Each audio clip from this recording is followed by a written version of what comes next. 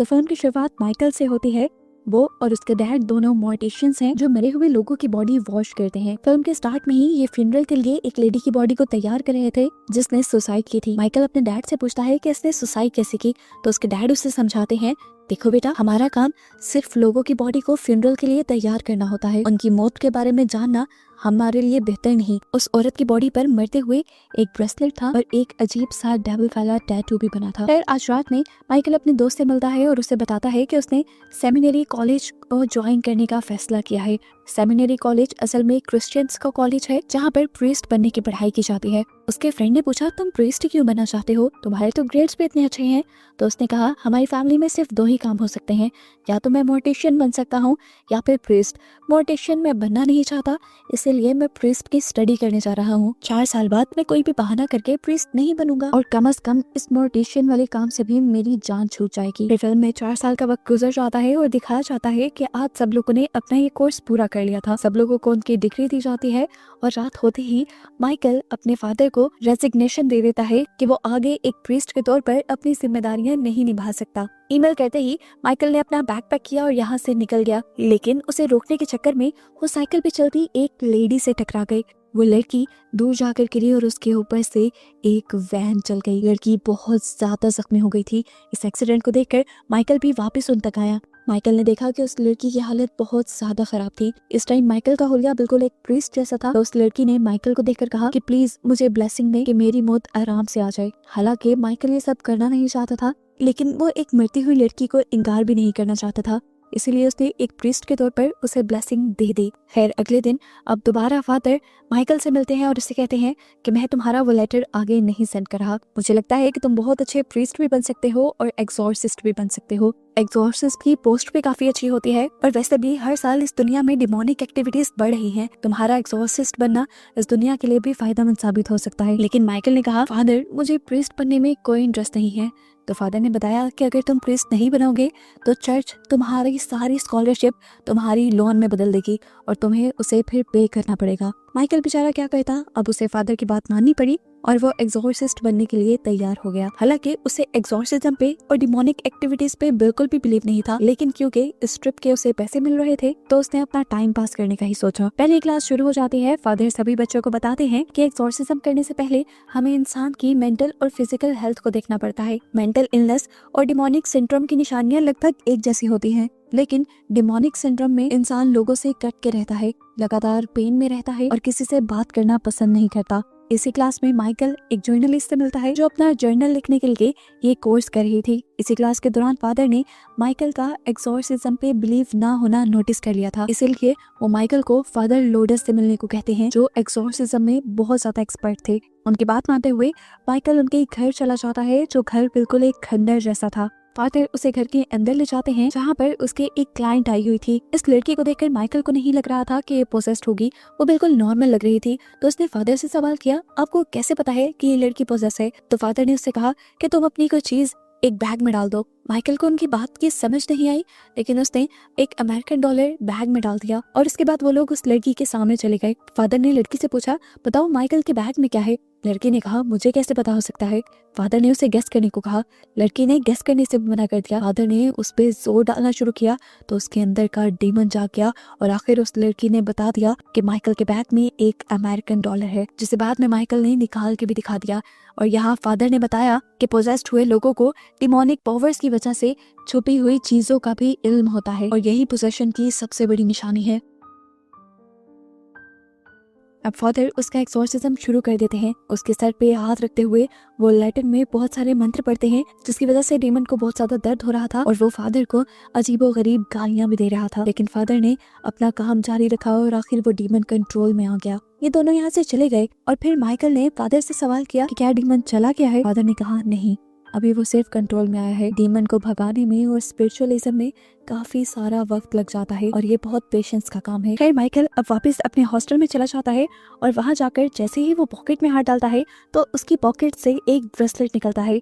ये उस लेडी का था जिसे मूवी के स्टार्ट में उसने फ्यूनरल के लिए तैयार किया था, यह उसकी पॉकेट में कैसे आया था।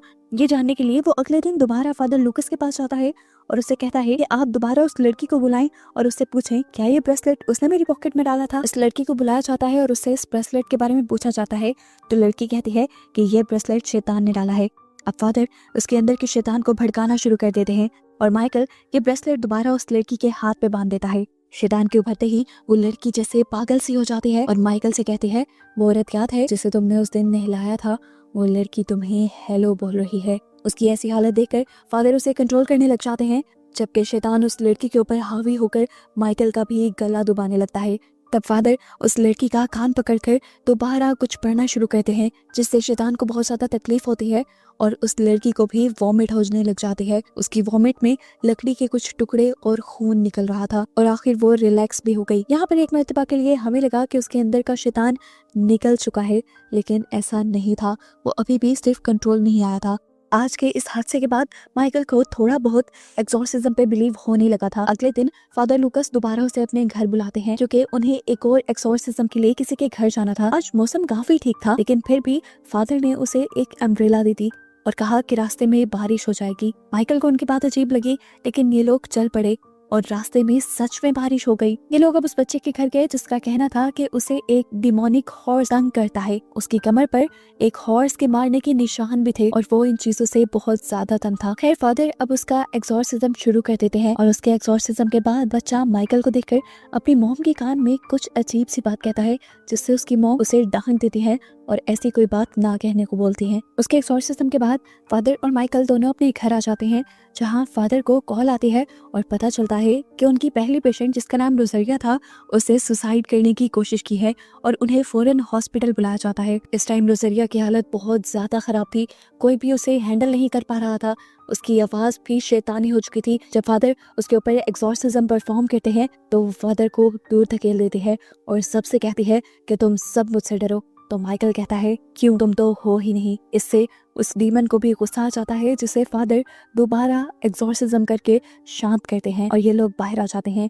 बाहर आकर फादर लूकस बहुत ज्यादा गुस्से में थे, क्योंकि माइकल को उस डीमन के सामने ऐसी बात नहीं कहनी चाहिए थी, इससे एक्सॉर्सिज्म खराब हो सकता था। लेकिन माइकल अभी भी इन चीजों को डिनाई करके यहाँ से चला जाता है। अगली सुबह हम दोबारा रोजरिया को देखते हैं, जिसकी तबीयत बहुत ज्यादा खराब हो रही थी। इस टाइम उसके ऊपर शैतान भी हावी था। उसके पास कोई भी नहीं था, हाथ पांव भी उसके बंधे हुए थे। बहुत मुश्किल से वो अपने आप को घसीटते हुए अलार्म के बटन तक ले जाती है और जब तक ये लोग उसके रूम तक आते हैं तो देखते हैं कि रोजरिया और उसका पैदा हुआ बच्चा दोनों मर चुके थे। ये बात जैसे ही फादर लूकस को पता चली तो फादर लूकस बुरी तरह टूट गए। अब तो फादर लूकस का भी अपने एक्सॉर्सिज्म से और गॉड से बिलीव उठता जा रहा था। वो यहाँ से चले जाते हैं और अब हम देखते हैं कि माइकल उस जर्नलिस्ट से मिलने के लिए आया है।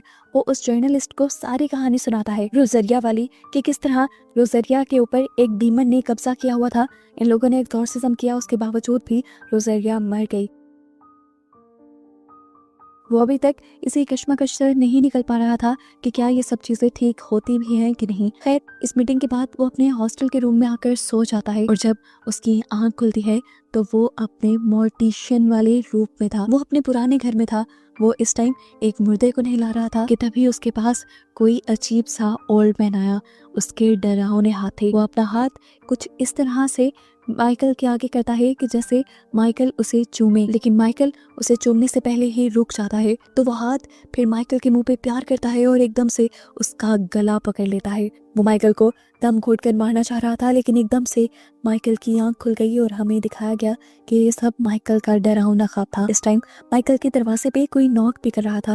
माइकल ने जाकर देखा, यहाँ पर फादर आए थे जो उसे फौरन घर जाने को कहते हैं, क्योंकि उसके डैड की तबीयत बहुत ज्यादा खराब थी। फादर ने उसकी फ्लाइट का इंतजाम भी कर दिया था। माइकल एयरपोर्ट तक भी पहुंच गया, लेकिन उसे पता चला कि किसी हादसे की वजह से सारी फ्लाइट्स बंद हो चुकी हैं।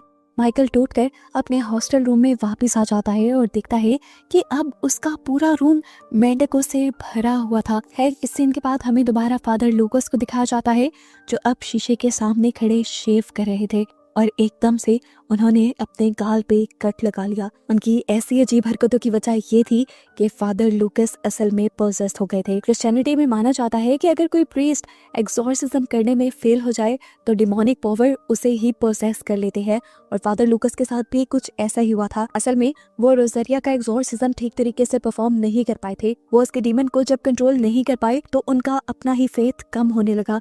उनका जब फेथ कमजोर हुआ तो डीमन ने उन्हें ही पोजेस करना शुरू किया, और उनके पोजेशन की निशानी ये भी थी कि उन्हें बारिश होने का पहले से ही पता चल गया था। ये भी डिमोनिक पावर की वजह से हुआ था। और जब वो बच्चे का एक्सॉर्सिज्म करने गए थे तब भी वो बच्चे की कमर पे घोड़े के पाँव का निशान देखकर जोर जोर से हंसने लगे। असल में उस टाइम उनके अंदर डीमन ही था, और अब रोजरिया के मरने के बाद उनका अपना फेथ बिल्कुल खत्म हो चुका था। अपने रिलीजन से बिलीफ बहुत ज्यादा कम हो गया था, इसलिए अब डीमन ने उन्हें पूरी तरह पोसेस कर लिया। ऐसे में जब कोई बच्ची भी फादर से ब्लेसिंग लेने के लिए जाती है तो फादर उसे जोर से थप्पड़ लगाकर दूर कर देते हैं। खैर सीन कट होता है और दिखाया जाता है कि माइकल ने अपने रहने के लिए एक मोटेल रूम बुक करवाया था, क्योंकि हॉस्टल रूम में अब वो रह नहीं सकता था। उसने अब हॉस्पिटल में कॉल की अपने डैड की तबीयत पूछने के लिए, तो उसके डैड ने ही फोन उठाया और उसके डैड ने उसे बताया कि अब मेरी तबीयत पहले से बिल्कुल ठीक है। ये सुनकर माइकल खुश हो गया और एकदम से उसके डैड की आवाज कट गई और डॉक्टर बोलने लगे, और डॉक्टर ने उन्हें बताया कि सॉरी मिस्टर माइकल, लेकिन आपके डैड मर चुके हैं। माइकल ये सुनकर हैरान हो जाता है और डॉक्टर से पूछता है ऐसा कैसे हो सकता है, अभी कुछ सेकंड पहले ही तो मेरी उनसे बात हो रही थी। डॉक्टर ने कहा ऐसा होना इम्पॉसिबल है क्योंकि उनकी आज दोपहर 2 बजे ही मौत हुई है। अब माइकल बहुत ज्यादा उदास हो गया था, उसने फोन भी रख दिया और तभी एकदम से उसके दरवाजे पे नॉक हुआ। माइकल जैसे ही उसे देखने के लिए कमरे से बाहर गया तो एकदम से किसी के भागने की आवाज आई, लेकिन वहां पर तो कोई भी नहीं था, और अब उसके कमरे के डोर लॉक के ऊपर वही ब्रेसलेट भी था जिसे हम मूवी में बार बार देख चुके हैं। उसे अब अपने डैड की आवाज आ रही थी जो उसे मदद के लिए बुला रहे थे। माइकल पागल हुआ, उनके पीछे भागता रहा और यहाँ तक के होटल से बाहर भी निकल आया। बाहर नीचे किसी के कदमों के निशान भी थे और एकदम से उसके डैड की आवाज आई, बस टेंशन मत लो, अब दर्द खत्म हो गया। और हमें दूसरी तरफ उसके डैड को गिरता हुआ दिखाई दिया, और यही मोटर के बाहर उसे एक घोड़ा भी नजर आया जिसकी आंखें बुरी तरह लाल हुई थी, जिसका मतलब था कि उसके अंदर डिमोनिक पावर्स थी। उसे देखकर वो परेशान हो जाता है और अपनी फेलो उस जर्नलिस्ट को कॉल करता है। ये दोनों मिलकर अब उस बच्चे के घर जाते हैं जिसे वो डिमोनिक घोड़ा तंग किया करता था। माइकल यहाँ जाते ही सबसे पहले उस बच्चे की माँ से पूछता है कि उस दिन आपके बेटे ने आपको क्या कहा था। तो वो औरत बताती है इसने कहा था कि तुम्हारे डैड की जल्द ही मौत हो जाएगी। और ये सुनकर माइकल हैरान हो जाता है क्योंकि सच में उसके डैड भी मर चुके थे। माइकल अब उस बच्चे से पूछता है आखिर तुम्हें ये बात किसने बताई थी। तो बच्चे ने बताया मुझे ये बात उसी ने बताई है जिसे तुम रात को देख चुके हो। माइकल अब परेशान हो चुका था, उसे पूरी तरह इन चीज़ों पे यकीन हो गया था और अब उसे मदद चाहिए थी। वो मदद के लिए फादर लूकस के घर जाते हैं तो देखते हैं कि फादर लूकस तो बारिश के नीचे बैठे हुए थे, अपने आप को भुलाए, उन्हें कुछ पता नहीं था, वो शायद होश में ही नहीं थे। जर्नलिस्ट और माइकल उनको उठाकर उनके घर के अंदर लेकर जाते हैं। घर आने के बाद फादर थोड़े से होश में आए थे। उन्होंने माइकल से कहा कि तुम फौरन ही चर्च से फादर को बुला लो जो तुम्हारे टीचर हैं, क्योंकि ये डीमन बहुत ही ज्यादा चालाक है और ये सब करने से पहले तुम मुझे जरूर बांध देना। माइकल समझ गया था कि फादर लूकस भी उस डीमन की पोजेशन में आ चुके हैं। वो जल्दी से चर्च कॉल करता है तो उसे पता चलता है कि फादर जेवियर तो आउट ऑफ टाउन थे और 2 दिन बाद आने वाले थे। सिचुएशन को कंट्रोल करने के लिए अब वो क्या भी करते, माइकल खुद ही एक्सॉर्सिज्म परफॉर्म करने का फैसला करता है। लेकिन क्योंकि माइकल को पहले एक्सॉर्सिज्म पे बिलीफ नहीं था, उसका फेथ ज्यादा अच्छा नहीं था, तो यहाँ डीमन उसे ही कमजोर करने की कोशिशों में लग जाता है। ये शैतान अब फादर लूकस को भी बहुत ज्यादा तंग कर रहा था, उन्हें दर्द दे रहा था, इसलिए माइकल और जर्नलिस्ट फादर को बिठाकर कुर्सी से बांध देते हैं। लेकिन ये शैतान बहुत ज्यादा ताकतवर था, कुर्सी पे बैठे हुए ही उसने उस लड़की को बेहोश कर दिया और अपनी रस्सियां तोड़कर एकदम से उसने माइकल के ऊपर हमला कर दिया। उसने माइकल का गला पकड़ लिया और उसके दिमाग को भी अपने कंट्रोल में करने लगा। वो माइकल को पोजेस करके उससे पूछता है बताओ तुम किस पे यकीन रखते हो, बताओ कि मैं कौन हूँ, मैं कितना ताकतवर हूँ। उसकी बातों से माइकल पोजेस होने लगता है और कहने लगता है हाँ तुम डीमन हो, तुम सबसे ज्यादा ताकतवर हो और मैं डीमन पे बिलीव करता हूँ। हालांकि ये सब कहते हुए उसके दिमाग में बार बार गॉड की याद आ रही थी, उन सब पलों की याद आ रही थी जब जब वो अपनी मॉम के साथ चर्च में जाता था, जब उसकी मॉम उसे गॉड के बारे में बताती थी। उसके हाथ में इस टाइम क्रॉस भी था जिसे उसने अच्छे से पकड़ा हुआ था। लेकिन जब उसने डीमन से ये कहा कि हाँ मैं तुम पे बिलीव करता हूँ, तो उसकी आंखें बदल गई, बिल्कुल सफ़ेद पड़ गई। यानी डीमन उसे अच्छी तरह पोसेस कर चुका था। इससे पहले कि डीमन अब उससे भी कोई नुकसान पहुंचाता, उसे वो पल याद आ जाता है जब उसकी मॉम ने उसे गॉड की पिक्चर दी थी। और उसी टाइम माइकल कह देता है, नहीं मैं तुम पर नहीं, मैं गॉड पे बिलीव करता हूँ, मैं गॉड को एक्सेप्ट करता हूँ अभी और इसी वक्त। ये कहते ही माइकल की आंखें दोबारा नॉर्मल हो जाती हैं। वो जब अपने फेथ को अपनाता है तो एकदम से उसकी पावर्स वापस आ जाते हैं और इन्हीं पावर्स से वो उस डीमन को कंट्रोल करने लगता है और उससे उसका नाम पूछता है। अब डीमन भी कमजोर हो गया था। जैसे ही डीमन ने अपना नाम बताया तो वो फादर लूकस की बॉडी छोड़ गया और सीन यहीं से कट हो गया। हमें अगले दिन एक नई सुबह दिखाई गई, जिसका मतलब था कि अब उस डीमन का साया इस दुनिया से जा चुका है। यहाँ पर फादर लूकस माइकल का शुक्रिया अदा करते हैं और मूवी यहीं पर खत्म हो जाती है।